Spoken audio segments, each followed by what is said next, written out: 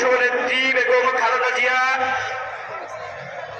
গুরুতর ছাত্র দল নেতৃবৃন্দ, কৃষক দল, শ্রমিক দল, মৎস্যজীবী দল সংসদ নির্বাচন হবে। সেই সংসদ নির্বাচনে আপনারা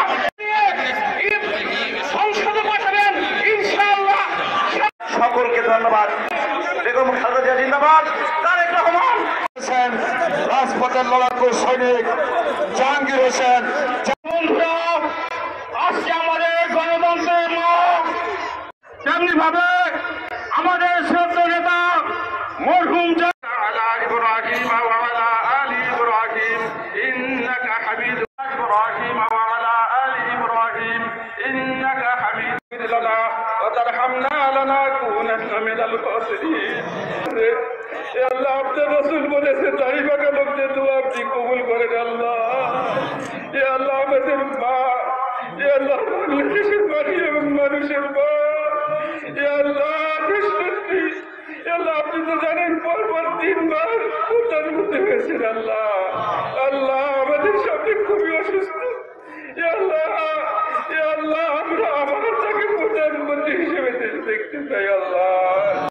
হে আল্লাহ, লক্ষ লক্ষ লোক আপনার সামনে দাঁড়িয়ে আপনার দরবারে হাত তুলিয়ে আলাল মুরসালিন আলহামদুলিল্লাহি রাব্বিল আলামিন। জাতির অভিভাবক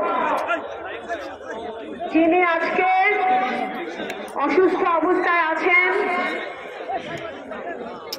সাবেক প্রধানমন্ত্রী, বাংলাদেশ জাতীয়তাবাদী দলের চেয়ারপারসন দেশনেত্রী বেগম খালেদা জিয়া আজকে আমাদের নেতার জন্য, আমাদের গণতন্ত্রের মাতার জন্য, আমাদের নগরকান্দার উপজেলার সকল ইউনিয়নের নেতাকর্মীরা, সাধারণ জনগণ, মা বোনেরা, পৌরসভার সাধারণ জনগণ, মা বোনেরা, নেতৃবৃন্দরা সমবেত হয়েছেন আমরা আজকে ওনার জন্য দোয়া করার জন্য।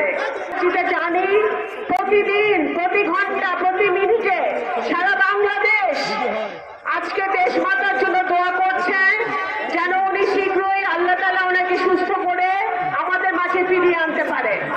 খালেদা জিয়া রোগ মুক্তি কামনা দোয়া মাহফিলে উপস্থিত